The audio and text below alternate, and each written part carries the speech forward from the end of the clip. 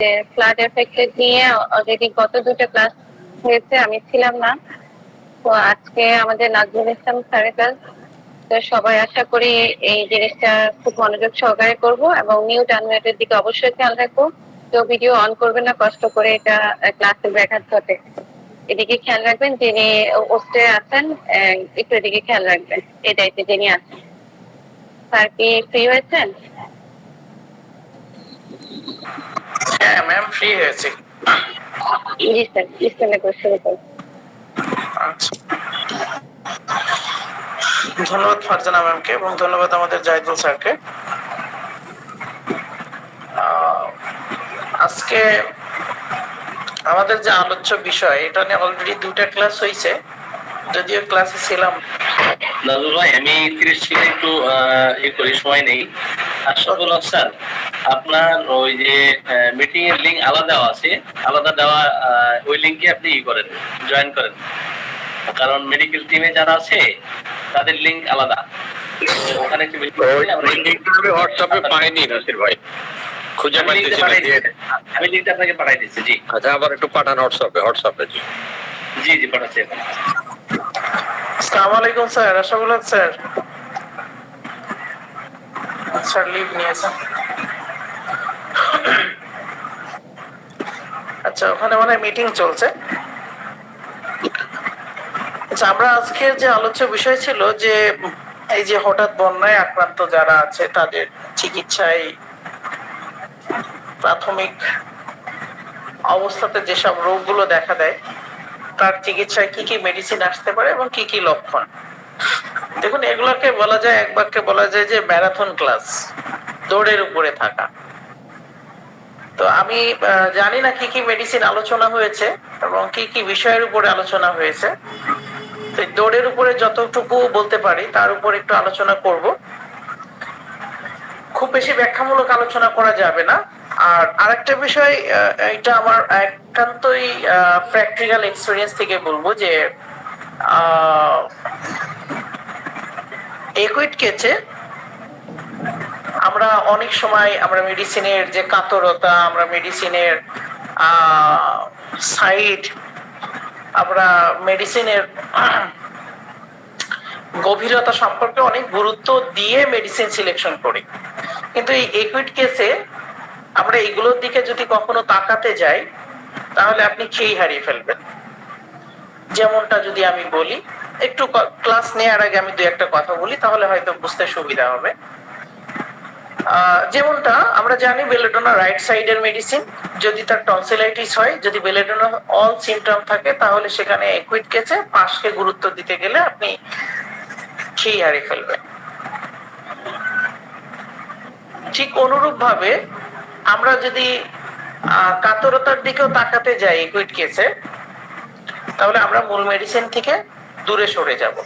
তাহলে আমরা যখন রোগীলিপি করব তখন অবশ্যই আমরা এই দিকে খেয়াল রাখবো যে একুইট কেসে কাতরতা, একুইট কেসে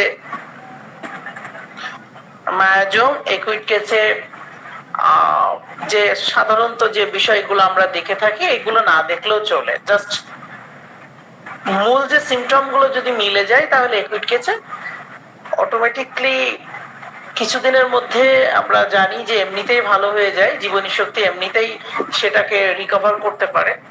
আর যদি না পারে তখন হয়তো মেডিসিনের গভীর ক্রিয়াশীল মেডিসিন, বা তখন ক্রনিক কেস স্বরূপ টোটালিটি অফ সিমটম নিয়ে হয়তো রোগীলিপি করতে পারে। তো এখানে আসলে এই একুইট কেসে যেখানে যাবে, এখানে অনেক সিমটম কালেক্ট করা একটা দুঃসাধ্য ব্যাপার। সেই দুঃসাধ্য ব্যাপার থেকে আমরা মেডিসিনের যে সিমটমের যে মূল যে লক্ষণটা আছে, সেই লক্ষণ নিয়ে আমরা মেডিসিন সিলেকশন করব। যারা যাবেন, হয়তো যদি থেকে থাকেন, সম্ভবত এটা আলোচনা হয়েছিল যে যারা যাবেন টিমে থাকবে তাদের স্কিলটাকে আরো উন্নত করার জন্য হয়তো ক্লাসটা চেয়েছিল, সম্ভবত, আমি যতটুকু শুনেছিলাম। তো আমার আজকে প্রচন্ড মাথা ব্যথা করছিল, সেটা নিয়েও আমি আজকে আলোচনায় এসেছি। তো দেখুন, আমরা যদি দেখি কি কি রোগ আসে, দেখুন এই যে এই সময়ে এই বন্যায় আক্রান্তদের, বিশেষ করে যারা বন্যায় আক্রান্ত আছে, এদের বেশ কয়েকটা কমন সিমটম খুঁজে পাবেন। যেমনটা আপনি পাবেন তাদের ডায়রিয়ার সমস্যা, তাদের পাবেন আমাশয়ের সমস্যা, তাদের পেট, এক কথায় পেটের পীড়া সংযুক্ত লক্ষণ খুঁজে পাবেন, তাদের কোষ্ঠকাঠিন্য হতে পারে। এছাড়াও আপনি যেটা খুঁজে পাবেন, আপনি স্কাইভিস খোসপাসরা খুঁজে পাবেন, আর্টিকেরিয়া আমবাত খুঁজে পাবেন, আপনি অনেক সময় ফ্রস্ট বাইটও খুঁজে পাবেন, কারণ অনেকক্ষণ দেখা যাচ্ছে সে পানির মধ্যে ছিল বা ঠান্ডা কোনো কিছুতে ছিল, সেখানেও সেটা খুঁজে পেতে পারেন। এবং আপনি যদি দেখেন যে এই রোগীদের বিশেষ করে যে কর্দমাক্ত বা কাদার মধ্যে থাকার ফলে অনেকের দেখা যাচ্ছে যে সাধারণত যে সিংগুলো আছে, চুলকানিগুলো আছে, সেগুলো আপনি খুঁজে পেতে পারেন। তাহলে এবং সেখানে যেহেতু আমরা দেখব এই বন্যায় আক্রান্ত এই রিসেন্টে আমরা যে যাকে বলি ফুরানারাঙ্গা, এই রোগটাও কিন্তু রিসেন্টলি খুব বেশি পাওয়া যাবে বাচ্চাদের মধ্যে, যদি এই রোগটা শুধু বাচ্চাদের মধ্যে পাওয়া যায়। এছাড়া হার্পিস জোস্টারও খুঁজে পাবেন আপনি। তো এই যে সব মিলিয়ে চর্মরোগ, পেটের সমস্যা, ক্ষুধামন্দা এবং সেই সাথে আরো আরেকটা জিনিস খুঁজে পাবেন, অনেক বৃদ্ধ মানুষ আছে, অনেক বাচ্চা আছে, শিশু বাচ্চা আছে, যাদের আপনি ঠান্ডাজনিত রোগ লক্ষণ, কাশি, শ্বাসকষ্টজনিত রোগ লক্ষণ খুঁজে পাবেন। তাহলে আমরা যেহেতু ওই যে বললাম যে আজকে ম্যারাথন ক্লাস, তাহলে এখানে আমরা খুব বেশি ব্যাখ্যা করতে পারবো না, তারপরে যতটুকু মূল মূল সিমটম গুলোকে বলা যায়। যেমন দেখুন, আপনি এখন বন্যায় আক্রান্ত যাদের কাছে যাচ্ছেন, এই ধরনের ব্যক্তিদের কোষ্ঠকাঠিন্যটাও খুঁজে পাবেন। যদি বলা হয় কেন, দেখুন এরা পর্যাপ্ত পানির অভাব, পর্যাপ্ত খাবারের অভাবজনিত কারণে এরা পরিমিত খাবার থেকে বিরত থাকছে, এবং এরা সাধারণত যে শুকনো খাবারগুলো খাচ্ছে, পরিমিত পানি পাচ্ছে না, এদের কিন্তু কোষ্ঠকাঠিন্য হওয়াটা স্বাভাবিক। এবং আমাদের যে প্রধান খাবার ভাত, সেটাও সে খাচ্ছে না, হঠাৎ করে তার লাইফস্টাইলে একটা পরিবর্তন আসছে, সেখানে কিন্তু আপনি কোষ্ঠকাঠিন্য রোগটা কিন্তু খুঁজে পাবেন। আমরা তাহলে ইনস্ট্যান্ট সিদ্ধান্ত গ্রহণে, যেহেতু ওখানে গেলে অনেক মেডিসিন, আমাদের অনেক রোগী দেখতে হয়, তাহলে আমাদের এক দুই কথাতে আমাদের মেডিসিন সিলেকশন করার একটা মেন্টালিটি তৈরি করতে হবে, যার কারণে আমাদের হয়তো মেডিসিনের নলেজটা যদি একটু বেশি থাকে তাহলে খুব সুবিধা হয়। তো যাই হোক, আমরা কোষ্ঠকাঠিন্য অনেকগুলো মেডিসিন আছে আমাদের, ক্লাম্বামেট আছে, ব্রায়োনিয়া আছে, ওপিয়াম আছে, নাক্স আছে,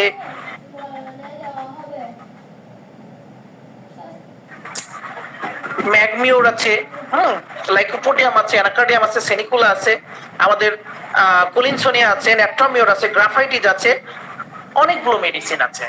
তো দেখুন, আমরা যে কোষ্ঠকাঠিন্য, এই যে বন্যায় আক্রান্ত যারা আছে, এদেরকে আসলে আমি দিব কি? আমি কি প্লাম্বামেট দিব, আমি কি সেনিকুলা দিব, আমি কি সাইলেশিয়া দিব, আমি কি লাইকোপোডিয়াম দিব, কোনটা দিব?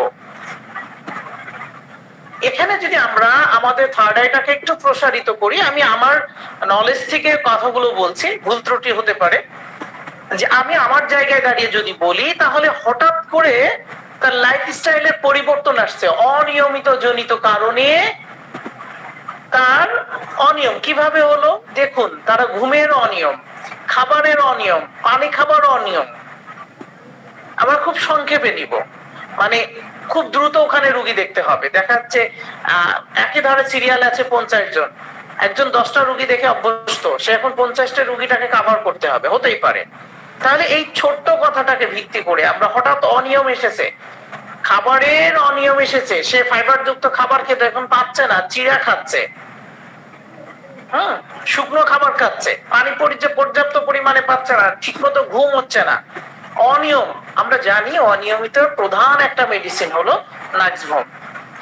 তাহলে দেখুন, আমি আবারও বলছি যে একুইট কেসে আমরা অনেকগুলো সাইড, কাতরতা, এটা সেটা দেখতে গেলে আমাদের কিন্তু মূল মেডিসিন থেকে, মূল জায়গাটা থেকে হারিয়ে যাবেন।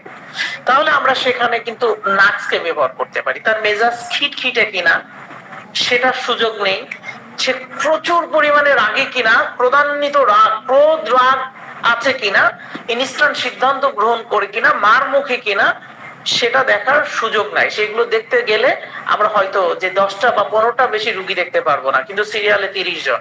তাহলে সেই ইনস্ট্যান্ট সিদ্ধান্ত গ্রহণের ক্ষেত্রে আমরা যদি দেখি হঠাৎ করে তার অনিয়ম ধরে দিয়েছে, তাহলে আমরা সেখানে নার্সকে চিন্তা করতে পারি।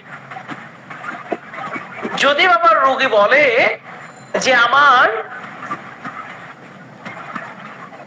এই সমস্যাটা আগেও ছিল, এখন আরো বেশি প্রভাবিত করছে, এই কোষ্ঠকাঠিন্য সমস্যাটা আপনাকে বলতেই পারে। আপনি যখন বসবেন, যেহেতু তারা অসহায় এবং তারা স্বাবলম্বী হলেও এখন স্বাবলম্বী নয়, তাহলে অনেকে আপনার পুরাতন রোগকেও আপনাকে কিন্তু উল্লেখ করতে পারে।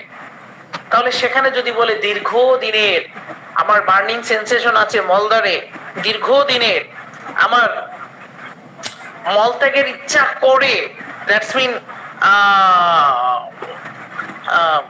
অনেক ইচ্ছা আছে, মাকসলের মতো যে মলদারটা ভার হয়ে আছে কিন্তু আমার মলত্যাগ হয় না, যদি হয় তাহলে প্রথম অংশ এত শক্ত হয় যে বের হতে চায় না, প্রথম অংশ এত শক্ত যে বের হতে চায় না, এবং যদি প্রথম অংশ বের হয় তে ভেঙে ভেঙে বের হয়। দেখুন লাইকোপোডিয়ামের আমরা কিন্তু অনেকে এইভাবে পড়ে থাকি, প্রথম অংশ শক্ত, পরের অংশ নরম, কখনো শক্ত বা কখনো নরম। আর একটা দারুণ সিমটম আছে, যে প্রথম যে শক্ত অংশটা ছিল এটা ভাঙতে ভাঙতে ভেঙে ভেঙে বের হয়, ভেঙে ভেঙে বের হয়। তাহলে আপনি কিন্তু এই ইনস্ট্যান্ট কিন্তু কিছু ক্রনিক কেস আপনাকে দেখতে হতে পারে যে ভেঙে ভেঙে বের হয় দীর্ঘদিনের, এবং আমার মিষ্টি পছন্দ কিনা, গরম খাবার কিনা, এগুলো হয়তো অনেক সময় সুযোগ পাবেন না।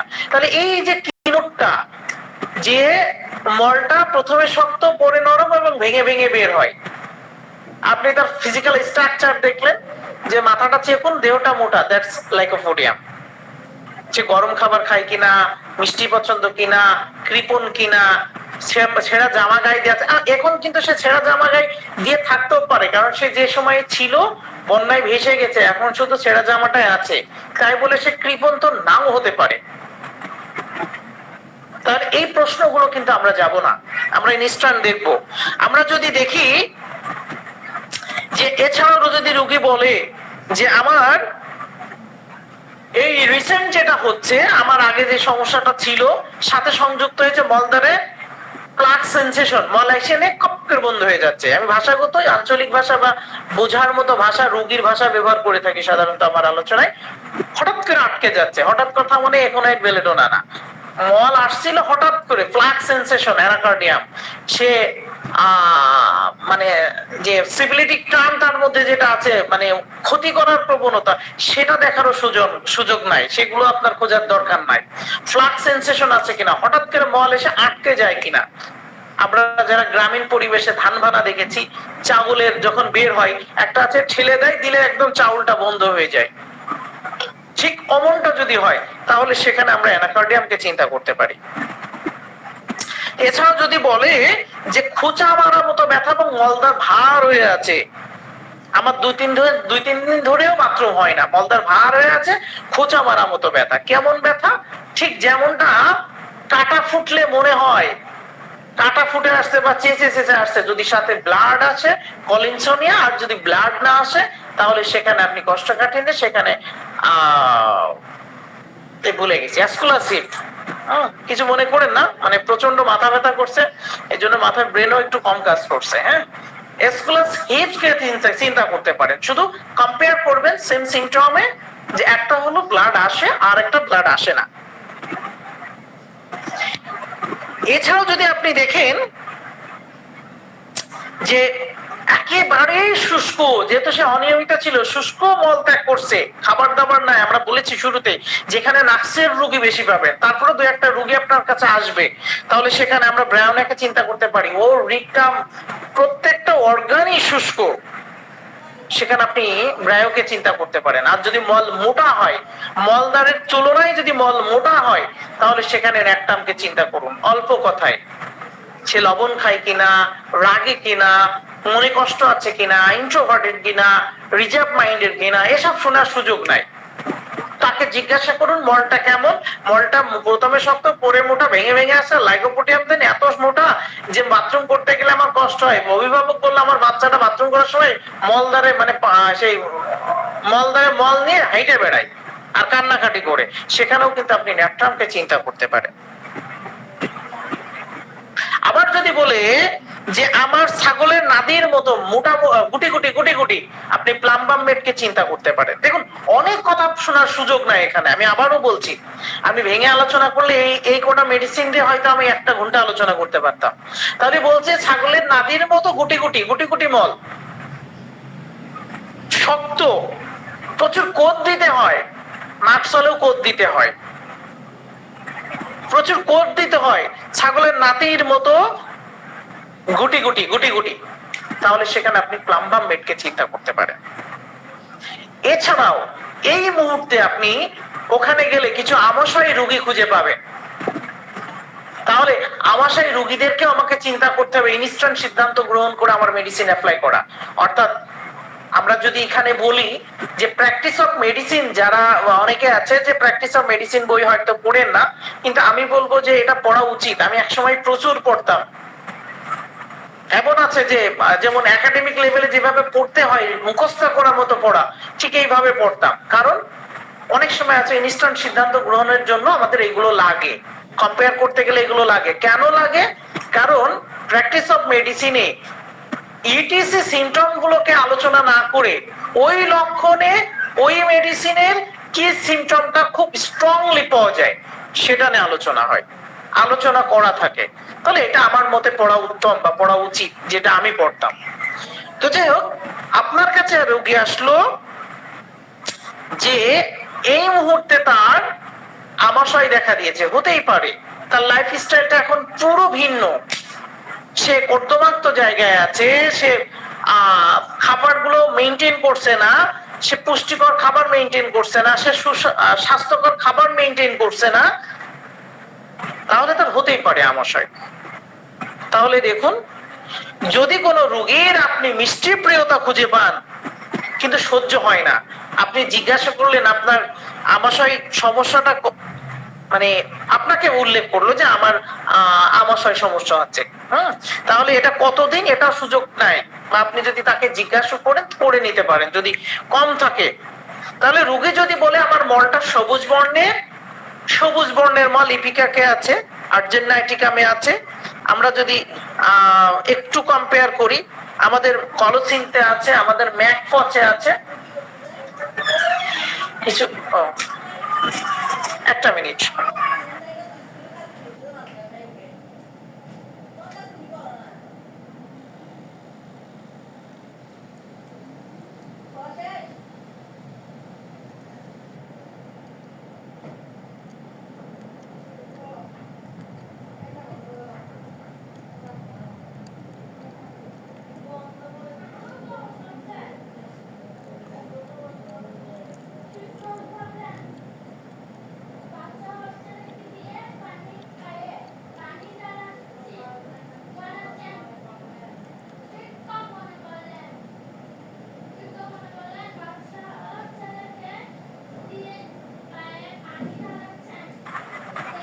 যাও। আর এটা এটা খাইলে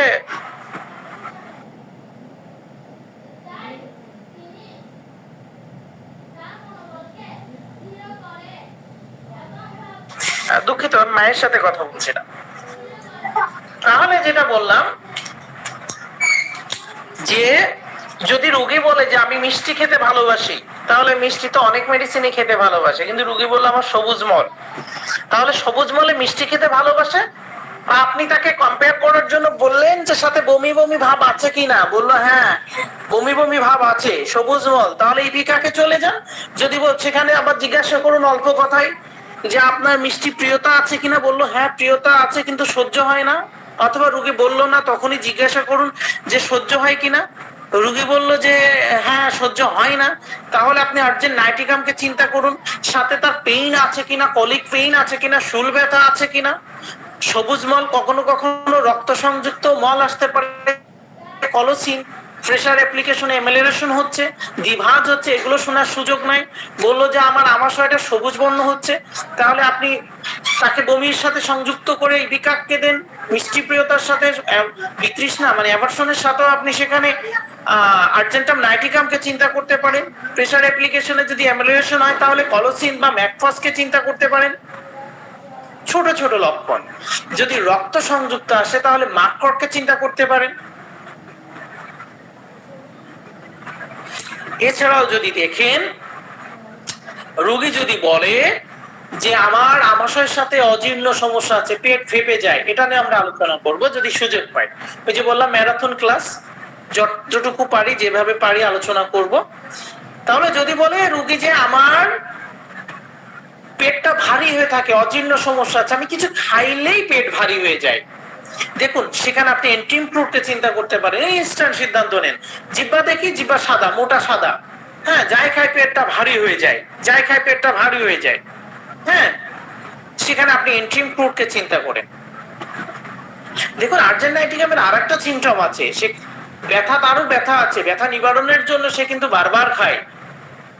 তাহলে আমরা যদি দেখি তাহলে সেখানে আমরা কি বলবো, আবার রক্ত আমাশয়ে কিন্তু ইপিকাকও আছে মাকড়ের সাথে। বমি থাকলে আপনি ইপিকাককে চিন্তা করুন, না থাকলে আপনি মাকড়কে চিন্তা করুন। খুব বেশি কম্পেয়ারের দরকার নেই, মাকড় দিয়েও দেখেন রক্ত আমাশয় ইনস্ট্যান্ট ভালো হয়ে যাবে। আমি যতটুকু আমার এক্সপেরিয়েন্স থেকে বলছি, 10টা রোগী দেখলে 10টা রোগীর অধিকাংশ রোগী আপনি মাকড়ে পাবেন, এটা নিয়ে বিতর্ক করবেন না। যেহেতু এখন আমাদের তরুণ কেছে ইনস্ট্যান্ট আমাদের সিদ্ধান্ত নিতে হবে যে আসলে কি মেডিসিনটা দেওয়া যেতে পারে। এছাড়াও যদি আপনি দেখেন যে আমাশয়ের ক্ষেত্রে যদি আপনি আরো দেখেন, বিশেষ করে যদি রোগী উল্লেখ করে যে আমার মল আসলে আমি ধরে রাখতে পারছি না, তাহলে এলোসোফ্রিটিনাকে চিন্তা করুন। যদি রোগী উল্লেখ করে যে আমার এত বেশি ঘন ঘন মলত্যাগ হচ্ছে যে আমার মলদ্বারটা জ্বলে যাচ্ছে, ব্যথা হচ্ছে, ফুলে আছে, আপনি সালফারকে চিন্তা করতে পারেন। যদি রোগী বলে যে আমার প্রচন্ড পরিমাণে কোত আছে, মনে হচ্ছে মলদ্বারটা ভারী হয়ে আছে, সাদা শ্লেষা, সাদা, যেটাকে আমরা রোগীর ভাষায় যে ভাই আমার সাদা আম পড়ছে, সাদা আম পড়ছে, তাহলে যদি আপনারা দেখেন সাদা আম সংযুক্ত এবং প্রচুর পরিমাণে কোত আছে, অর্থাৎ যতটুকু না মল তার থেকে বেগ বেশি, অর্থাৎ কাজের চেয়ে ভাব বেশি, সে যতটুকু না কাজের তার থেকে ভাবের বেশি, সেখানে আপনি মাকসলকে চিন্তা করতে পারেন। এবং সেই রোগী আপনাকে বলছে যে আমি কিছু খেলেই বাথরুমের দিকে দৌড় মারতে হয়। অথবা যদি বাচ্চা রোগী দেখে তাহলে বলবে যে আমার বাচ্চা ভাতের মধ্যে হাত ঢুকে মুঠো খাইলেই দৌড়তে দৌড়তে তার বাথরুমে চলে যায়, আর এখন তো বাথরুমের সুযোগও নাই, মল ত্যাগ করে দেয়, তাহলে সেখানে আমরা মাকসলকে চিন্তা করতে পারি। এছাড়া আরো অনেক মেডিসিন আছে, ইকাক আছে, ইপিকাক নিয়ে আলোচনা করেছি, আর্সেনিক আছে, এপিস আছে, আরো অনেকগুলো মেডিসিন আছে, সেদিকে আমরা যাচ্ছি না। খুব কমন যে মেডিসিন গুলা সেগুলো নিয়ে আলোচনা করছি। এছাড়া আপনি তাদের মধ্যে খুঁজে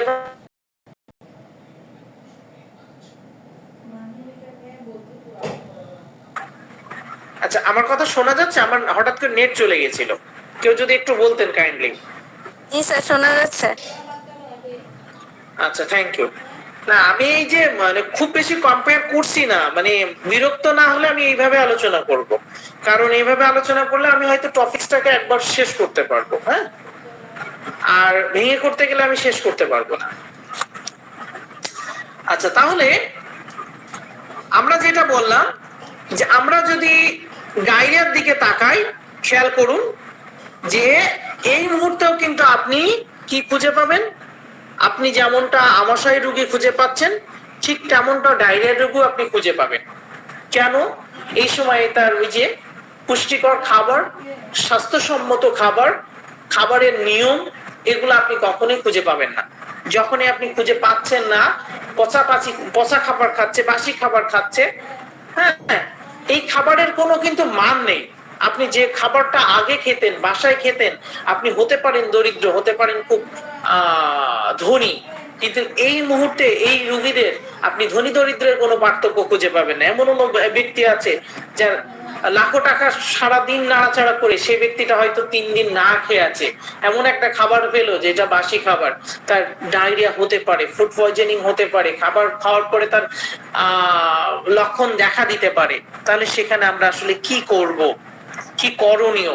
দেখুন, আমরা এই ডায়রিয়া রোগের ক্ষেত্রে আমরা পালসিটিলা ব্যবহার করতে পারি, আর্সেনিক ব্যবহার করতে পারি, কার্বোভেজ ব্যবহার করতে পারি, ফোর্ডোফাইলাম ব্যবহার করতে পারি, সালফার, অলিয়ান্ডার, নেপটান সালফ, হ্যাঁ, chamomilla, nux vom, calcarea carb, mag carb, rheum, কোটনটিক, ফসফরাস, কলসিকাম, ক্যাপসিকাম, ইটিসি, অনেক মেডিসিন আছে। কিন্তু সব মেডিসিনকে কিন্তু আপনি এখন প্রাধান্য দিতে গেলে হয়তো আপনি খেই হারিয়ে ফেলবেন। তাহলে কিছু সংখ্যক কমন মেডিসিন এখন যেমনটা আছে, কার্বোভেজ, মাসি খাবার, তাকে ক্ষুধার যন্ত্রণায় খেতে হতে পারে। সে বলল যে ভাই আমার প্রচন্ড দুর্গন্ধযুক্ত পাতলা পায়খানা হচ্ছে, সাথে ঢেকুটা হচ্ছে দুর্গন্ধযুক্ত, রোগী নিজে সহ্য করতে পারছে না, বাইরের লোক সহ্য করবে কি করে? সেখানে তার পেট ফাঁপা আছে কিনা, কোন পেট ফাঁপা, এত সুযোগ নাই। যদি আপনার কাছে মনে হয় সুযোগ আছে, তাহলে দেখুন এই পেট ফাঁপাটা সাধারণত ঊর্ধ্বগামী। যেহেতু আমি কার্বোভেজের লাস্ট আলোচনায় বলেছিলাম যে কার্বোভেজ আমরা যদি আগুনকে দেখি, আগুন সবসময় ঊর্ধ্বগামী হয়। এই ডিসপেপসিয়া, অজীর্ণ সমস্যায় বলুন, ডায়রিয়ায় বলুন, যদি পেট ফাঁপে তাহলে পেট ফাঁপাটা ঊর্ধ্বগামী হয়, ঠিক আগুনের শিখার মতো। সেই সাথে পচা ঢেকুর ওঠে, যেটা প্রচন্ড দুর্গন্ধ। এবং যদি আপনি দেখেন এই রোগীর ক্ষেত্রে বমি ভাব আছে, কোন রোগীর ক্ষেত্রে ডায়রিয়া রোগীর বমি ভাব আছে বা বমি হয়ে যাচ্ছে, সেখানেও কিন্তু আপনি বমি ভাব সংযুক্ত থাকলে সেখানে আপনি নাক্সু ব্যবহার করতে পারেন, আর্সেনিক অ্যাল ব্যবহার করতে পারেন, কলসিকাম ব্যবহার করতে পারেন, ইপিকাক ব্যবহার করতে পারেন। একটা জিনিস শুধু মাথায় রাখুন, ইপিকাক হলো তার উদারাময়ের সাথে যদি বমি করে দেয়, কোনো খাবার যে স্মেল যদি তার সহ্য না হয়, সোজা কথায় আমরা ছোট ছোট কথায় কম্পেয়ার করে নিব, তার যদি বমি হয়ে যায় এবং যদি কোনো খাবারের গন্ধ তার সহ্য না হয়, কলসিকাম। যদি রোগীর দেখেন ওই যে মাকসলের মতো কাজের চেয়ে ভাব বেশি, ইপিকাকেরও তাই, কাজের চেয়ে ভাব বেশি, বমির চেয়ে বমি বমি ভাব বেশি, সবুজ বর্ণের মল আসছে, সেখানে আপনি ইপিকাককে চিন্তা করতে পারেন। পানি খাচ্ছে, জিহ্বা পরিষ্কার আছে, অল্প পানি খাচ্ছে, মলটা সবুজ বর্ণের, আর্সেনিক অ্যাল, ফিজিক্যাল এনজাইটি, সাথে মানসিক অস্থিরতাও আছে, ফেয়ার অফ ডেথ আছে, অত কিছু খোঁজার সুযোগ নাই। পানি খাচ্ছে কিনা দেখুন, কতটুকু খাচ্ছে, ঠোঁট ভিজানোর মতো। আমরা শুনেছি অ্যাকোনাইটেও পানি খাই, আমরা শুনেছি ব্রায়োনেতেও পানি খাই, কিন্তু ব্রায়োনেতে খাই এক, ধরুন আমি বোঝানোর জন্য বলছি, ব্রায়োনেতে খাই 1 গ্লাস, আর অ্যাকোনাইট খাই 1 ঢোক, আর আর্সেনিক অ্যাল খাই 1 চুমুক, কোন রকম ঠোঁটটা ভিজার মতো। যদি লক্ষ্য করেন তাহলে সেখানে আপনি আর্সেনিককে চিন্তা করতে পারেন। যদি দেখেন যে সে খায়নি, হঠাৎ করে সে খাবার পেয়েছিল, কি খাবার, তৈলাক্ত খাবার, যেমন অনেকেই রুটি নিয়ে যেতে পারে, এই যে রুটিগুলো দেখবেন তেলে ভাজা, অনেকেই কেক নিয়ে যেতে পারে, যেতেই পারে, অস্বাভাবিক নয়। সেখানে কার্বোভেজের সিমটম আসলে কার্বোভেজ, পালসিটিলার সিমটম আসলে পালসিটিলা। তাহলে সে যদি তৈলাক্ত কোনো খাবার খায়, বা হঠাৎ করে কেউ মাংস তাকে অফার করেছিল, বা অনেকে আছে উদার মনের পরিচয় দিতে যে তাদেরকে মাংস দিয়েছিল, রান্নাটা সুন্দর করার জন্য মশলাযুক্ত মাংস দিয়েছিল, চর্বি দিয়েছিল, সেখানে যদি তার উদরাময় হয়, তার যদি ডায়রিয়া হয়, তার যদি আমাশয় হয়, তাও সেখানে আপনি পালসিটিলাকে চিন্তা করতে পারেন। যদি রোগী বলে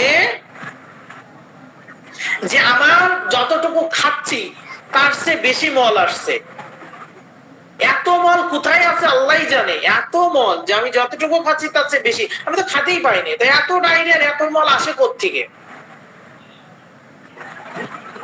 ফোর্ডোফাইলাম, এবং মলটা বের হয় পিচকারি, যেটা আমরা বাংলায় বলে থাকি, পড়ে থাকি পিচকারি। আসলে পিচকারি বলতে এটা বোঝানো হয় যে যে জায়গাটাতে দাঁড়িয়ে আছে তার থেকে অনেকখানি দূরে যে পড়ে লম্বা হয়ে দ্রুত গতিতে চলে যায়, তাহলে সেখানে আপনি ফোর্ডোফাইলামকে চিন্তা করতে পারেন। আমরা যদি গন্ধযুক্ত ডায়রিয়া খুঁজে পাই, তাহলে সেখানে রিউমকে চিন্তা করতে পারেন। গন্ধ, প্রচন্ড গন্ধ, কি ধরনের, টক গন্ধ, আমরা রিউমকে চিন্তা করতে পারি। এছাড়া আরো অনেক মেডিসিন আছে আমরা চিন্তা করতে পারি, সেদিকে আর যাচ্ছি না, আমরা একটু অন্যান্য আর কিছু লক্ষণ নিয়ে আলোচনা করব। তো আমরা যদি দেখি এই সময়ে যে কোনো কারণবশত তার বমি হতে পারে, দেখুন ফুড পয়জনিং হতে পারে, অ্যাসিডিটিতে হতে পারে, হ্যাঁ, অথবা পরিবেশগত সে মানাতে পারেনি তাই তার বমি বমি ভাব আসতে পারে, হতেই পারে। তাহলে বমি বমি ভাব আসলে আমরা কি মেডিসিন ব্যবহার করব? আমাদের বমিতে আছে কলসিকাম, বমিতে আছে ইপিকাক, বমিতে আছে bismuth, phosphorus, ferrum met, acid sulph, arsenic alb, এন্টিমপ্রুভ, হ্যাঁ, cadmium sulph, iris vers, pulsatilla, bryonia, nux vom, antim tart, অনেকগুলো মেডিসিন আছে। আসলে আমরা কি ব্যবহার করব? পরিবেশের সাথে মানাতে পারিনি, হঠাৎ অনিয়ম হয়েছে, কোষ্ঠকাঠিন্য আছে, ডিসপেপসিয়া আছে, পেটটা ফুলে উঠছে, অ্যাসিডিটি হয়েছে, বমি বমি ভাব হচ্ছে, লাইন্স ভূমিকা। হঠাৎ করে রোগী বলছে যে আমার কোনো গন্ধই সহ্য হচ্ছে না, গন্ধ পাইলে, খাবারের গন্ধ পাইলেই বমি আসছে, কলসিকাম, বমি বমি ভাব আসছে, ইপিকাক। দেখুন খাবারের গন্ধ কিন্তু আর্সেনিকও সহ্য করতে পারে না, তাহলে সেখানে আমাদেরকে নজর রাখতে হবে। এবং রোগী বলছে যে আমার বমি হচ্ছে, সাথে সাথে আমার পানি খেতে হচ্ছে, বমি হলে পানি খেতে হচ্ছে, অনেকখানি পানি পান করছি, ব্রায়োনিয়া। অন্য কোনো কিছু দেখার প্রয়োজন, উপলব্ধি করার দরকার নেই। কি নোট গুলো দেখুন যে আমি পানি খাচ্ছি, বমি হচ্ছে, মানে বাচ্চাতে বমি হচ্ছে আর পানি খাচ্ছি, যত বমি হচ্ছে তত পানির প্রতি টান আসছে, গলা বুক শুকিয়ে আসছে, ব্রায়োনিয়াকে চিন্তা করুন। তৈলাক্ত খাবার খাওয়ার পরে, চর্বিযুক্ত খাবার পরে তার বমি হচ্ছে, পালসেটিলাকে চিন্তা করুন। হয়তো একজন বললো আমি নৌকায় চড়ে আপনার পর্যন্ত এসেছি, অথবা আপনাদের মধ্যে হয়তো কেউ একজন এসে বলবে যে ভ্রমণকারী যারা গেছে, অনেকে আছে ভ্রমণে গেছে, অনেকে আছে উপকার করতে গেছে, তারা হয়তো লাইনে এসে দাঁড়িয়ে বলবে ভাই আমি গাড়ির থেকে নামছি, সারা পথ বমি করতে করতে আইছি, এখনো বমি হচ্ছে, কোকুলাস ইন্ডিকা। এমনও হতে পারে আপনার কাছে এসে বলবে ভাই আমি আসার পথে, অথবা এই বন্যায় আক্রান্ত হয়ে আমার মাথায় আঘাত লেগেছে, তারপরে থেকে বমি হচ্ছে, ন্যাট্রাম সালফ। অল্প অল্প কথায়, বা আর্নিকা দীর্ঘমেয়াদী, দীর্ঘ কয়েকদিন পর হলে ন্যাট্রাম সালফ। আজকেই একুইট হলে, আমি মাথায় আঘাতে, যেটা আমি আমার প্র্যাকটিক্যালি ইউজ করে 24 ঘন্টার মধ্যে রোগী আসলে আমি আর্নিকা দিয়ে থাকি, 24 ঘন্টা পার হয়ে গেলে আমি ন্যাট্রাম সালফ দিয়ে থাকি। এটা আমি আমার জায়গা থেকে বলছি।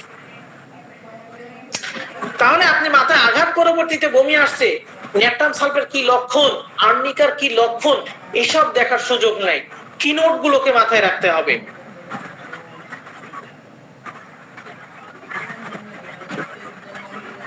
হতে পারে হঠাৎ করে অনেক পরিশ্রম করছে, আপনার কাছে এসেছে, তারা খাবার বিতরণ করছে, নৌকা বাইছে, অথবা পরিশ্রম করছে, করার পরেই তার বমি বমি বা বমি হয়ে যাচ্ছে, সেটা রক্ত বমিও হতে পারে হঠাৎ করে। আপনি সেখানে ফেরামেটও চিন্তা করতে পারেন, যদিও সব ক্ষেত্রে আমি লো পোটেন্সিতে বেশি বিশ্বাসী। ডোজেন পোটেন্সি নিয়ে বিতর্ক করবেন না, আমি আমার ব্যক্তিগতভাবে বলছি, আমি একুইট কেসে 6 or 30 শততমিকে 6 এবং 30টাকে বেশি প্রাধান্য দিয়ে থাকি। তো যাই হোক, আমরা যদি দেখি সেখানে আরো যদি আমরা কম্পেয়ার করতে চাই যে বমিটা কেমন, যদি বলে যে আমার বমিটা হচ্ছে সবুজ বর্ণের, তাহলে আর্সেনিক অ্যালব, ভিরেটাম অ্যালবাম, এপিকাক চিন্তা করতে পারেন, চেলিডোনিয়াম, কার্ডোয়াসমেরি চিন্তা করতে পারেন। যদি বলে যে আমার কালো বর্ণের বমি হচ্ছে, ক্যাডমিয়াম, নাক্সভূমিকা, ফসফরাস, আর্সেনিককে চিন্তা করতে পারেন। যদি রোগী বলে যে আমার বমির সাথে মাথা ব্যথাটা আছে, স্যাঙ্গুরিয়া, ইপিকাক, পালসেটিলা, মিষ্টি খাওয়ার পরেই বমি হচ্ছে, গ্রাফাইটিস, আর্জেন্টাইটিকাম, আলু খাইলাম, একজন এসে আমার খিচুড়ি আর আলু দিল, খাওয়ার পরে বমি হয়েছে, অ্যালোমিনা। কেউ বলছে আমার জন্য রুটি নিয়ে আইলো, আমি রুটি খাওয়ার পরে বমি হচ্ছে, তাহলে এন্ট্রিমফ্রুট। কেউ বলছে যে আমি একটু নড়াচড়া করলে আমার বমি হয়ে যাচ্ছে, Bryonia, কোকুলাস indica, ট্যাবেকাম, petroleum, arsenic, etc, অনেক মেডিসিন আছে। আবার আপনি সেই সময় এই রোগীদের প্রেগন্যান্সি অবস্থায়, এই রোগীদেরকে আপনি খুঁজে পাবেন যারা এই মুহূর্তে গর্ভ অবস্থায় আছে, তাদের ক্ষেত্রে একটু নজর রাখতে হবে। সেখানে আপনি ইপিকাককে চিন্তা করতে পারেন, কলসিকামকে চিন্তা করতে পারেন, ফসফরাসকে চিন্তা করতে পারেন, অনেকগুলো মেডিসিন আছে। তো যাই হোক, আমরা আসলে এখানে ওই যে বললাম যে এখানে আমরা অনেক কিছু ভাবার সুযোগ নাই যে আমার টোটালিটি অফ সিমটম নিতে হবে, আমার এই লক্ষণ নিতে হবে, ও লক্ষণ নিতে হবে, সে লক্ষণ নিতে হবে। আসলে এই লক্ষণ নিতে নিতে নিতে নিতেই আপনার হর্ন বেজে যাবে যে চললেন আমাদের ক্যাম্প শেষ, আমরা এবার চলে যাই রুমে। সেই সুযোগটা নাই, এখানে ইনস্ট্যান্ট সিদ্ধান্ত নেওয়ার জন্য আমাদেরকে বসে থাকতে হবে, ইনস্ট্যান্ট। তাহলে দেখুন এখনকার এই যে অনিয়মিত খাবার জনিত কারণে, লাইফস্টাইল জনিত কারণে, ঘুমের সমস্যা জনিত কারণে আপনি রোগীদের মধ্যে অজীর্ণ সমস্যা খুঁজে পাবেন। অজীর্ণতার সাথে তার অ্যাসিডিটি, পেট ফাঁপা বা পেটে পেইন, কলিক পেইন আপনি খুঁজে পাবেন। এটা কমন সিমটম আপনার কিন্তু এখনকার রোগীদের মধ্যে পাবেন। কারণ 2 দিন খায়নি, হঠাৎ করে খিচুড়ি পেয়ে মনের মতো খেয়েছে। 5-7 দিন খায়নি, হঠাৎ করে চিড়িয়া পেয়ে মনের মতো চিড়িয়ে খেয়েছে। হতেই পারে, অস্বাভাবিক কিছু নয়। যারা আক্রান্ত তারাই জানে আসলে কতটা ভয়ঙ্কর রূপ নিয়ে তারা মানে রূপ দেখেছে প্রকৃতির, কতটা অসহায় তারা হয়ে আছে। তো দেখুন, যদি আমরা দেখি যে তার ডিসপেপসিয়া, অ্যাসিডিটি প্রবলেম, মানে কোষ্ঠকাঠিন্য, বমি বমি ভাব, পেট ফাঁপা, প্রচন্ড পেট ফাঁপা, পেটের মধ্যে গড়গড় আওয়াজ হচ্ছে, তাহলে সেখানে আপনি ওই যে ইরেগুলার লাইফস্টাইল, ঘুম নেই, খাওয়া নেই, এ নেই, তা নেই, আগেই নার্সকে চিন্তা করুন। কারণ আমি আবারও বলছি, একুইড কেসে অত কিছু ভাবার সুযোগ নেই যে ওর তো মেরে ফেল দিয়ে রাগ নেই, তাহলে কি নার্স কেন দেব? ক্রনিক কেসে আপনি এই কথাটাকে ভাবতে পারেন, একুইড কেসে ভাবার সুযোগ নাই। আপনার লেফট সাইডে ছোট ছোট ফোড়া হচ্ছে, বেলেডোনা দিয়েছিলাম, বিরক্ত আসবে আর একজন, লেফট সাইডে ফোড়ায় কোনোদিন বেলেডোনা দেয়, মাংসে কোনোদিন বেলেডোনা দেয়। দেখুন লেফট সাইডের মাংসে প্যারোটিড গ্ল্যান্ড আক্রান্ত হলে সেখানেও আমি বেলেডোনাতে হিউজ সাকসেস আছে, যেটা আমার গ্রুপে আমি অনেককে দেখিয়েছি। পাশ খোঁজার সুযোগ নাই। তাহলে দেখুন, যদি কোনো রোগী বলে যে আমার পেটে পেইন হচ্ছে, কলিক পেইন হচ্ছে, হ্যাঁ পেটটা ফুলে আসছে, পেটে পেইন হচ্ছে, ব্যথাটা যদি ছড়িয়ে যায়, কেমন ছড়ায়? আপনারা যারা আমাদের আঞ্চলিক ভাষায় খ্যাপলা জাল বলা হয়, যে জাল ওই যে ফেলানো হয়, খ্যাপলা জালের দড়িটা থাকে মাঝখানে, ওটাকে কেন্দ্র, যেখানে পেইনটা উৎপত্তি হচ্ছে ওটা কেন্দ্র ধরুন, আর জালটা ছড়িয়ে যাচ্ছে ক্রমাগত একসাথে, চারিধার একসাথে ছড়িয়ে যাচ্ছে। যদি রুগীটা বলে আমার ব্যথাটা এই জায়গাটা সরিয়ে ইনস্ট্যান্ট সারা জায়গা ছড়িয়ে যাচ্ছে, ডায়াসকোরিয়া। বিপরীত দিকে ভাঁজ হয় কিনা একটু জিজ্ঞেস করে নিন কনফার্ম হওয়ার জন্য। যদি বলে হ্যাঁ হচ্ছে, তাহলে ডায়াসকোরিয়া। যদি চাপ প্রয়োগে উপশম হয়, ম্যাকফাস, কলুচিন। যদি অ্যাসিডিটি জনিত কারণে হয়, নাক্সভোম চিন্তা করতে পারে। সেই সাথে যদি বলে আমার পেটটা ফেপে উঠছে, ঊর্ধ্বগামী পেট ফেপে উঠছে, ঢেকুর উঠছে, দুর্গন্ধযুক্ত, কার্বোভেজকে চিন্তা করতে পারেন। যদি বলে যে আমার ঢেকুর উঠছে, ঢেকুরে আমি আরাম পাচ্ছি, এবং আমার যে ঢেকুর হচ্ছে উচ্চ শব্দ হচ্ছে, হেউ উচ্চ শব্দ হচ্ছে, এবং পেটে ব্যথা হচ্ছে, যে ব্যথা নিবারণের জন্য আমার মনে হচ্ছে বারবার খাই, মিষ্টি পছন্দ, খেলে সহ্য হয় না, আর্জেন্টাম নাইটিকাম, মিষ্টি পছন্দ, খেলেও ভালো লাগে, লাইকোপোডিয়াম, এরও কিন্তু বায়ু নিঃসরণে ডিসচার্জ অ্যামেলিয়ারেশন আছে, কোষ্ঠকাঠিন্য আছে, পুরা পেট ফেপে আছে, নিদারুণ দুর্বলতা আছে, কয়েকদিন খায় না, বা ডায়রিয়া হয়েছিল, বা আমাশয় হয়েছিল, চায়নাকে চিন্তা করুন। যদি দেখেন যে তার ডিসচার্জে অ্যামেলিয়ারেশন নাই, চায়না আছে, কার্বোভেজ, লাইকোপোডিয়াম, চিন্তা করুন। যদি রোগীর দেখেন কোষ্ঠকাঠিন্য সংযুক্ত চর্মরোগ প্রধান, তারও পেট ফেপে আছে, পেটে ব্যথা আছে, গ্রাফাইটিসকে চিন্তা করুন। রোগী একবার বলছে যে আমি খাইলে পেটে ব্যথা করে, আবার পেট খালি হলেও ব্যথা করে, এ যেন উভয় সংকট, খাইলেও ব্যথা করে, না খাইলেও ব্যথা করে, চর্মরোগ প্রবণ। আমরা একুইড কেসে মডালিটিসকে খুব বেশি প্রাধান্য দেব, যতটা না প্রাধান্য দেবো আমরা কাতরতা, ইটিসি, মডালিটিসকে আপনি যত বেশি প্রাধান্য দিতে পারবেন, আপনি একুইড কেসে তত বেশি সফল হবেন। একুইড কেসে আপনি যত বেশি কজেশনকে প্রাধান্য দিতে পারবেন তত বেশি সফলতা আপনি আনতে পারবেন। এটা আমার একান্ত ব্যক্তিগত মতামত বা অভিজ্ঞতা থেকে, যে অ্যাকুইড কেসে মডালিটিস এবং কজেশনকে, আমি ফ্রিজের খাবার খেয়েছিলাম তারপরেই কাশি, ঘাম সাপ্রেসড হয়েছিল তারপরেই কাশি, হ্যাঁ, ব্রায়োনিয়া, আমি হঠাৎ করে ভয় পাওয়ার পরে রোগে আক্রান্ত হয়েছি, হ্যাঁ, নাই, হঠাৎ আবহাওয়া পরিবর্তনে আমার কজেশন, শরীরের অস্বস্তি হয়েছে, ডালকামড়া, দীর্ঘক্ষণ পানিতে ছিলাম, রোগ লক্ষণ প্রকাশ পেয়েছে, ডালকামড়া, রাস্টক্স, কস্টিকাম, এই যে ছোট ছোট জায়গায় এবার আরো শিওর হওয়ার জন্য তার মডালিটিসটাকে নেন, দেখেন আপনার মেডিসিন সিলেকশন শর্ট টাইমে খুব দারুণ একটা জায়গাতে পৌঁছাতে পারছেন। এছাড়াও যদি দেখেন কোন রোগী এসে বলল যে আমি আজ 3-4 দিন খাইনি, কোন একজন ভদ্রলোক ঠান্ডা পানি নিয়ে আসিল ফ্রিজ থেকে, অর্থাৎ সে বোতল যা ছিল ওই ঘরে সব নিয়ে চলে আসে, এখনো ঠান্ডা আছে, ঠান্ডা ওই পানিটা খাওয়ার পরে থেকে আমার পেটে ব্যথা হচ্ছে, আমার বমি বমি ভাব লাগছে, অস্থিরতা কাজ করছে, আপনি সেখানে আর্সেনিক কে চিন্তা করতে পারেন। আর অনেক মেডিসিন আছে, তিক্ত স্বাদ, বমি বমি ভাব, চেলিটোনিয়াম আছে, একদম নাভির পাশে ভীষণ ব্যথা, যে ব্যথাটা মেরুদণ্ড পর্যন্ত সঞ্চালিত হচ্ছে, এবং কোষ্ঠকাঠিন্য আছে, ক্লাম্বামেট চিন্তা করতে পারেন, টক ঢেকুর আছে, দাঁতের গোড়া টক হয়ে যাচ্ছে, লাইকোপোডিয়াম, দাঁতের গোড়া টক হয়ে যাচ্ছে, টক ঢেকুর আছে, এবং ব্যথা পালসিটিলার যে ডেলিভারি যে আসছে যাচ্ছে ব্যথা, ঠিক ব্যথাটা আসছে যাচ্ছে, গলা বুক জ্বলে যাচ্ছে, টক অ্যাসিড সালফকে চিন্তা করতে পারেন, টক বমি, গলা বুক জ্বলে যাচ্ছে, দাঁত মুখ টক হয়ে যাচ্ছে, যে পানিটা উঠছে সেটাও টক, রুবিনিয়াকে চিন্তা করতে পারেন, ইটিসি অনেক আছে। তাহলে আমরা যদি দেখি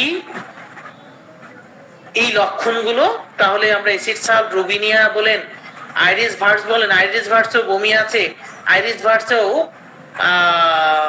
জ্বালা পোড়া আছে, সেখানে আপনি আইরিস ভার্সও চিন্তা করতে পারেন, ক্যাপসিকামকে চিন্তা করতে পারেন, আর্সেনিককে চিন্তা করতে পারেন, অনেকগুলো মেডিসিন আছে।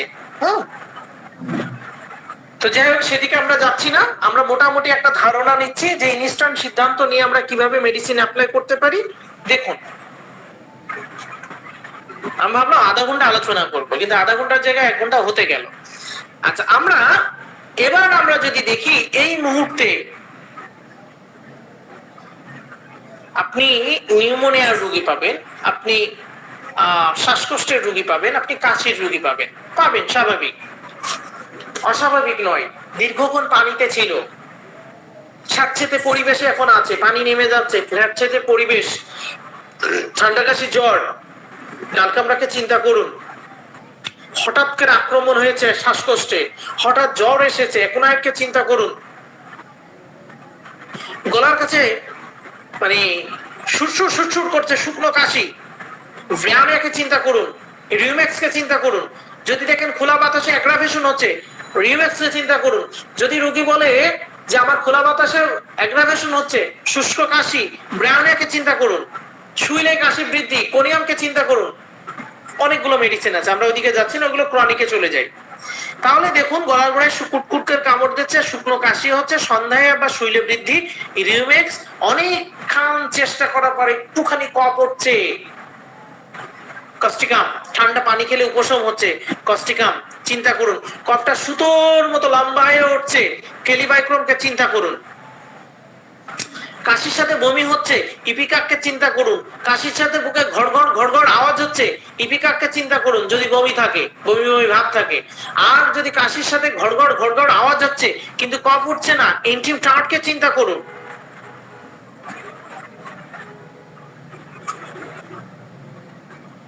যারা নতুন আছেন তাদের জন্য একটু কথা বলি, যে মানে আপনারা কি বিরক্ত হচ্ছেন এই অল্প কথা দিয়ে মেডিসিন শেষ করে ফেলছি বলে?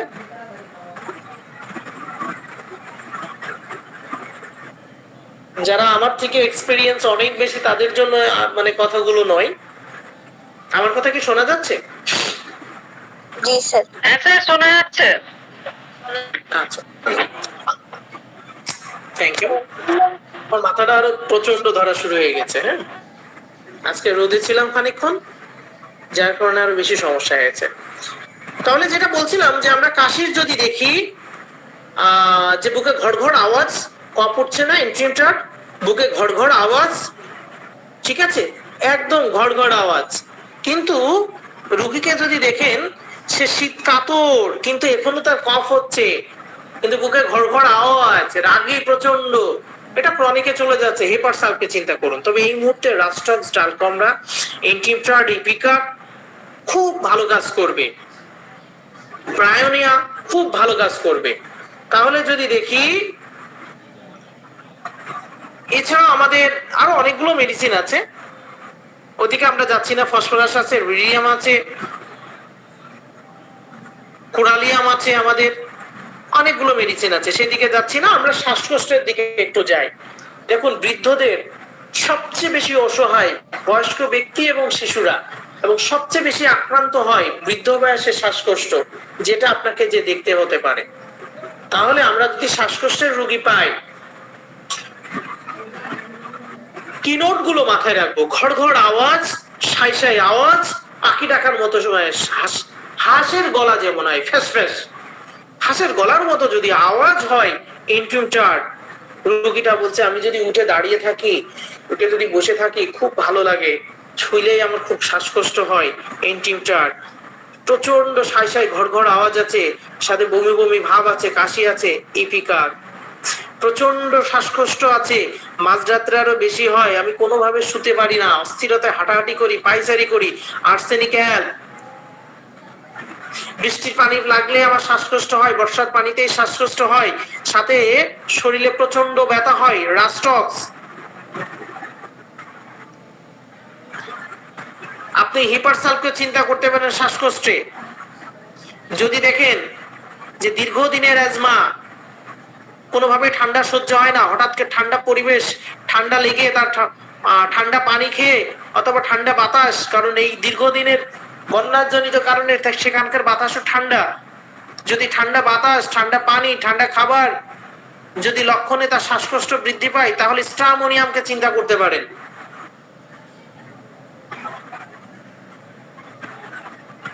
আমরা যদি দেখি আরো অনেক মেডিসিন আছে, সেগুলো নিয়ে আর আলোচনা করছি না, আরেকটু স্কিপ করে চলে যাই। আমরা নিউমোনিয়াতেও ব্যবহার করতে পারি, যদি বাচ্চা কাচ্চার নিউমোনিয়া হয়ে যায়, সেখানে আপনি ব্রায়োনিয়াকে চিন্তা করতে পারেন, এন্টিমটারকে চিন্তা করতে পারেন, আপনি ইভিকাককে চিন্তা করতে পারেন, টেলিবাইক্রোমকে চিন্তা করতে পারেন, বৃষ্টিতে ভিজে যদি তার নিউমোনিয়া আক্রান্ত হয়, রাস্টক্সকে চিন্তা করতে পারেন। তো আমরা যদি দেখি, এছাড়া আছে এন্টিমট্রুড, আর্সেনিক, ব্যারোটাকার, বভিস্টা। এই জায়গাটা একটু খেয়াল করুন, বভিস্টা এই সিজনে যদি সে বৃষ্টির মানে বয়স্ক হোক আর বাচ্চা শিশু হোক, মানে যারা পানিতে থাকতে পারে, পানিতে একটু ছিল দীর্ঘক্ষণ, তাহলে সেখানেও কিন্তু আপনি রাস্টক্সকে চিন্তা করতে পারেন, কস্টিকামকে চিন্তা করতে পারেন। আচ্ছা, আমার মাথা যন্ত্রণাটা আরো বেড়ে গেল। আমি এবার একটু ইচিং নিয়ে একটু কথা বলবো। দেখুন, এই সময়ে আপনারা চুলকানি রোগ খুঁজে পাবেন। আপনি হয়তো তার পুরাতন একজিমা নতুন করে রূপ নিয়েছে, অথবা তার একজিমাটা রিসেন্ট দেখা দিয়েছে, বলছে আজ 3-4 দিন ধরে আমি বন্যার পানিতে দীর্ঘক্ষণ ছিলাম, অনেকক্ষণ ভিজেছিলাম, বন্যার পানিতে অনেকক্ষণ কাজ করেছি ভিজে ভিজে। যদি লক্ষণটা আসে হাতে, যদি তার একজিমা চুলকানি দেখা দেয়, তাহলে সেখানে ভবিষ্যটাকে চিন্তা করতে পারেন। এছাড়াও যদি আপনি দেখেন যে মামড়ি পড়ছে, মোটা মামড়ি পড়ছে, যে কোনো স্কিন ডিজিজে একজিমা হোক, সেখানে পায়ে হোক আর যেখানে হোক, কানের পিছনে হোক আর যাই হোক, আপনি গ্রাফাইটিসকে চিন্তা করতে পারেন। যদি মোটা মামড়ি হয়, গ্রাফাইটিস, এন্টিমফ্লুটকে চিন্তা করতে পারেন। যদি দেখেন যে এই একজিমা গুলোতে, সিং গুলোতে প্রচন্ড পেইন আছে, স্পর্শ করতে দিচ্ছে না, বিশেষ করে স্ক্রোটাম অঞ্চলে তার একজিমা মানে চুলকানিটা রয়েছে, যদিও রোগ নিয়ে কথা বলছি নাম ধরে, সেখানে হিপারসালকে চিন্তা করতে পারেন। এছাড়া আপনি মেজোরিয়ামকে চিন্তা করতে পারেন, আপনি ন্যাপটান সালফকে চিন্তা করতে পারেন, প্রচুর পরিমাণে পানির মতো রস নির্গত হয় ন্যাপটান সালফ। এই সিজনে ন্যাপটান সালফ একটা ভালো মেডিসিন। পেট্রোলিয়ামকে চিন্তা করতে পারেন, যেহেতু আমরা জানি শীতকালীন, যেহেতু দীর্ঘক্ষণ তার পানিতে ঠান্ডা পরিবেশ, আমি এই জায়গাটা উল্লেখ করছি। যদি তার আরো বলে যেটা আমার পুরাতন দিনের, অনেক পুরাতন, তাই আমি পেট্রোলিয়ামকে উল্লেখ করলাম। আপনি যদি দেখেন হার্ফি জোস্টার হয়েছে, তাহলে সেখানেও আপনি আর্সেনিক, ক্যান্থারিস, ক্যালকামরা গ্রাফাইটিস চিন্তা করতে পারেন। কেলিয়ার্স আছে, রোদ সহ্যই হয় না, তার রিচিং এ কোনোভাবে রোদ সহ্য হয় না। যদি খেয়াল করেন তাহলে সেখানে কেলিয়ার্সটাও ভালো কাজ করে। মিজোরিয়াম, রাস্টক্স, এই সিজনের একটা রাস্টক্স একটা দারুণ মেডিসিন। আর একটা ফুরানারাঙ্গা, যেখানে রাস্টক্স একটা দারুণ মেডিসিন এই সিজনে প্রচুর হয়। Hepar sulph, belladonna, arsenic, cantharis, lachesis, causticum, ranunculus, phosphorus, অনেকগুলো মেডিসিন আছে, আপনারা চিন্তা করতে পারেন। আরেকটা মজার রোগ পাবেন এই সময়ে, আর্টিকেরিয়া। বর্ষার পানিতে ভিজে কর্দমাক্ত জায়গাতে অবস্থান করে পায়ে কাদা, হাতে কাদা, মুখে কাদা, সারা শরীরে কাদা, কাদা মেখে বৃষ্টির পানিতে ভিজে যদি তার আর্টিকেরিয়া হয়, তাহলে সেখানে আপনি রাস্টক্সকে চিন্তা করতে পারেন। যদি সারা শরীরে তার আর্টিকেরিয়া চলে আসে, সেও পানিতে ছিল, দীর্ঘক্ষণ পানিতে ছিল, বভিস্টাকে চিন্তা করতে পারেন। যদি দেখেন কাঁকড়া খেয়ে, চিংড়ি খেয়ে তার আর্টিকেরিয়া এসেছে, এই মুহূর্তে আপনি চিংড়ি মাছ পেতে পারেন। কাঁকড়া যাদের খাওয়ার অভ্যাস আছে, কাঁকড়া খেতে পারেন, তাহলে সেখানেও কিন্তু আপনি আর্সেনিককে চিন্তা করতে পারেন। যদি দেখেন তার গরমে বৃদ্ধি পেয়েছে, চিংড়ি খেয়েছিল, তারপরে অ্যাগ্রাভেশন হয়েছে, এপিসমেলকে চিন্তা করতে পারেন। আর্টিকেরিয়ার সাথে শ্বাসকষ্ট আছে, বুকে ঘড়ঘড় আওয়াজ আছে, ইন্টিম টার্টকে চিন্তা করতে পারেন। যদি এসব লক্ষণ পান, তাহলে অবশ্যই এখানে আরো স্কাইভিস আছে, খোসপাসরার লক্ষণ অনুযায়ী আপনি আর্সেনিক, পুষ তৈরি হচ্ছে, স্কাইভিসে খোসপাসরায় পুষ তৈরি হচ্ছে, পানি পিপাসা আছে, চুলকানি আছে, জ্বালা আছে। আবার জ্বালাটা বলছে যে জ্বলা জায়গায় গরম দিলে উপশম হচ্ছে, গরম ভাপ দিলে উপশম হচ্ছে। আমি কাপড়ে ফু দিয়ে, মুখের ভাপ দিয়ে গরম করে সেখানে ধরলি ভালো লাগছে, আর্সেনিককে চিন্তা করতে পারেন। প্রচুর পরিমাণে পুজ জন্ম নেয়ার, মামড়ি জন্ম নেয়ার লক্ষণ খুঁজে পাচ্ছেন, স্পর্শকাতর ব্যথা আছে, হিপারসালফকে খুঁজতে পারেন। প্রচুর পরিমাণ দুর্গন্ধযুক্ত ব্যক্তি, যার ডিসচার্জে দুর্গন্ধ আছে, পুরাতন হোক আর নতুন হোক, সরিনামকে চিন্তা করতে পারেন। যদি রোগী বলে যে আমার খোসপাসরা শুইলেও বৃদ্ধি, দিনের বেলাও বৃদ্ধি, রাতেও বৃদ্ধি, দিনেও বৃদ্ধি, ঠান্ডায় বৃদ্ধি, গরমেও বৃদ্ধি, মাকসালকে চিন্তা করতে পারেন। বিছানায় গেলেই বৃদ্ধি, নোংরা প্রকৃতির, সালফারকে চিন্তা করতে পারেন।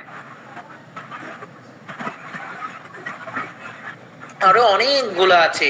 আর আরেকটা আছে যেটাকে ফ্রস্ট বাইট বলে থাকি, যে যদি সে প্রচুর ঠান্ডার মধ্যে, ঠান্ডা পানির মধ্যে বা বরফের মধ্যে, বা বরফ ঠান্ডা পানি অনেকক্ষণ দীর্ঘক্ষণ থাকলে, মানে দীর্ঘক্ষণ থাকলে দেখবেন যে সেই অর্গানটা ফুলে যায়, স্ফীতি ফুলে যায় এবং রক্তিম ভাব নেয়, ফুলে যায়, আর মানে রক্তহীন, মানে কি বলবো, স্যাঁতসেঁতে সাদা, এবং সেই জায়গাটা ফুলে যায়, যাকে আমরা ফ্রস্ট বাইট বলে থাকি। দীর্ঘক্ষণ পানিতে থাকলেও তার এটা হতে পারে, দীর্ঘক্ষণ।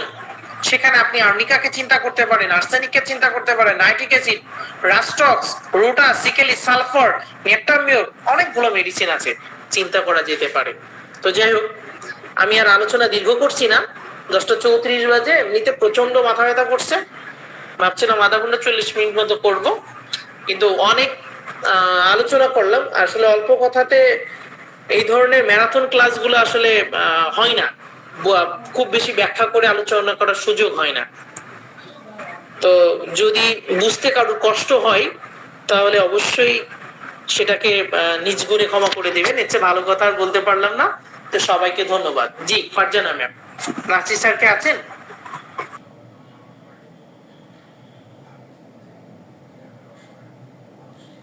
আমাদের সঞ্চালিকা ম্যাম কে আছেন? ফারজানা ম্যাম? জি স্যার আছে। হ্যাঁ, আমার ক্লাস শেষ। আসসালামু আলাইকুম নাজমুল ভাই। জি স্যার। শেষ হয়ে গেছে। যে সকল পার্টিসিপেন্টকে একটু অনুরোধ করব আপনারা প্রত্যেকেই একটু থাকেন। গতদিন আমরা যারা কমিটমেন্ট করেছিলাম তো প্রত্যেকেই সেই কমিটমেন্টটা একটু ফুলফিল করেছি কিনা, যেহেতু আমরা শনিবারে যাব বন্যা কবলিত এলাকায় যে সমস্ত মানুষ অসুস্থ হয়ে আছেন, তো সেখানে থাকা খাওয়া এবং ওষুধপত্র সহ যাওয়া আসা অনেক টাকাই সেখানে খরচ করতে হবে। তো সেটা একজনের পক্ষে কখনোই সম্ভব হবে না। দশের লাঠি একের বোঝা, দশের লাঠি একের বোঝা। জি, আপনারা কেউই যাবেন না, আপনাদেরকে রিকোয়েস্ট করতেছি আপনারা থাকবেন।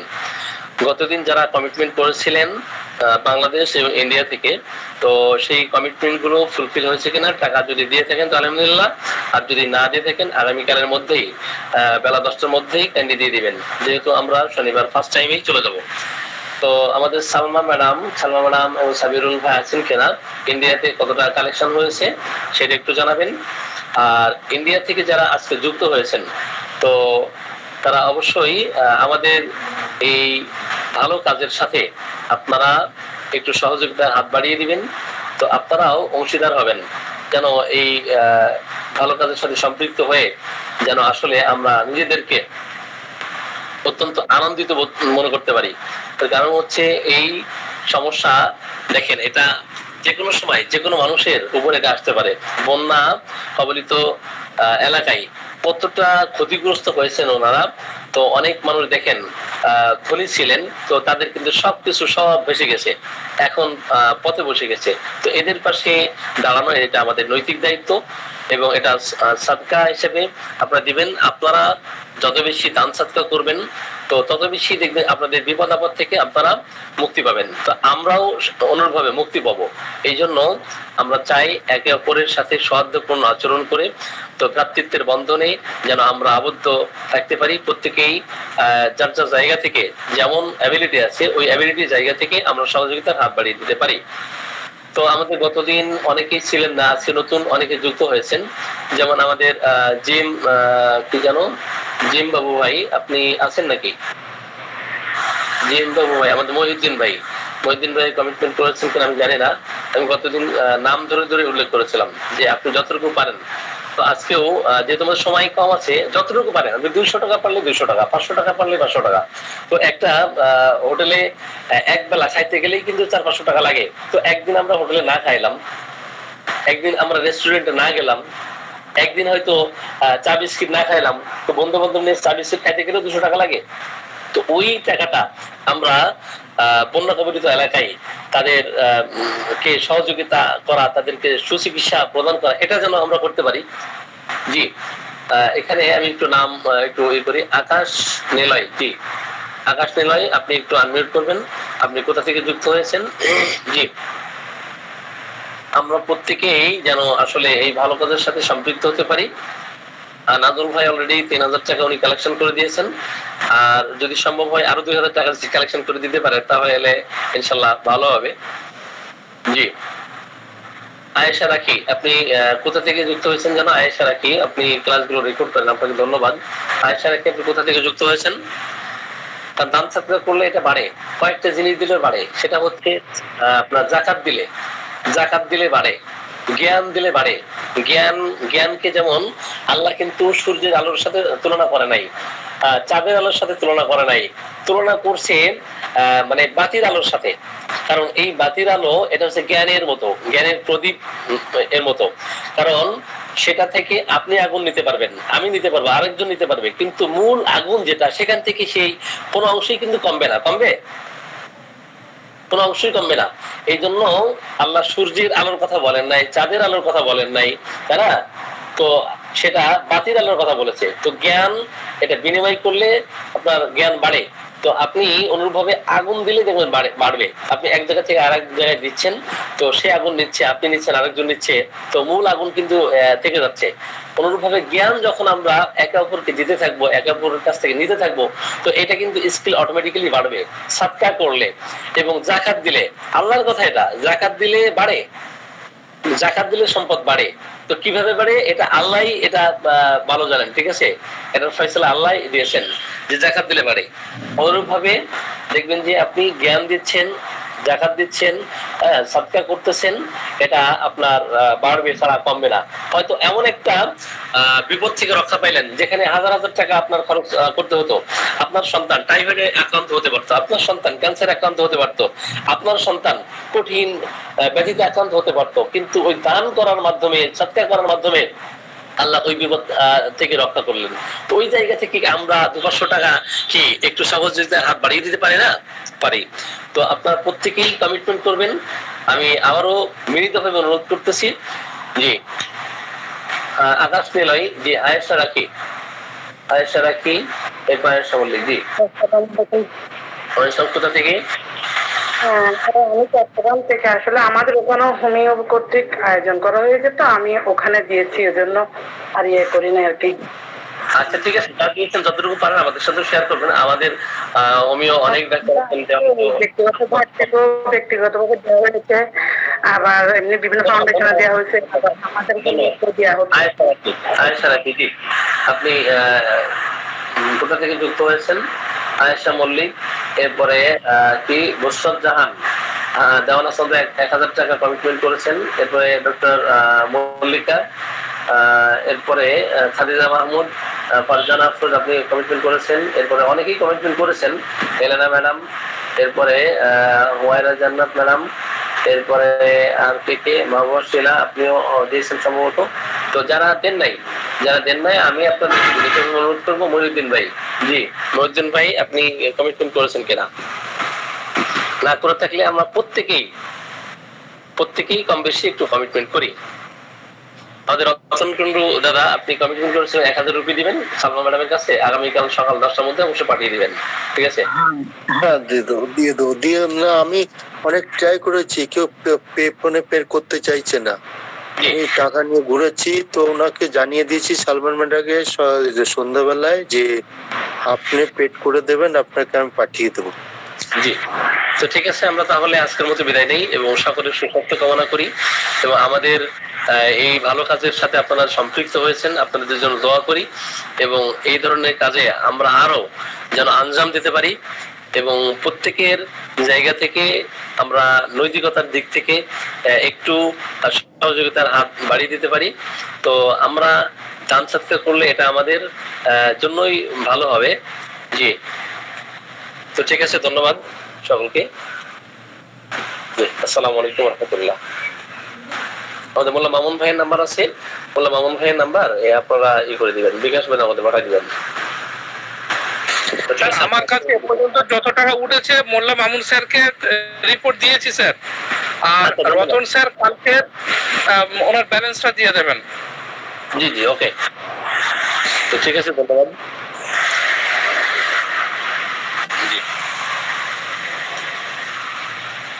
তো ঠিক আছে, আজকের মতো আমরা বিদায় নিই তাহলে। জি, আসসালামু আলাইকুম রহমতুল্লাহ।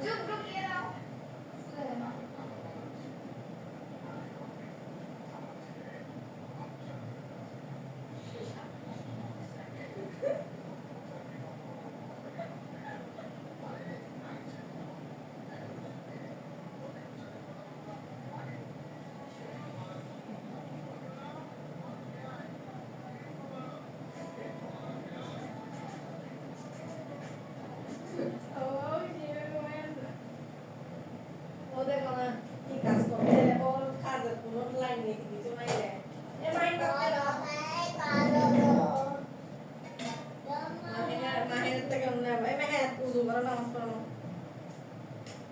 তোমার পাপার মোবাইল বন্ধ হয়ে গেছে কেন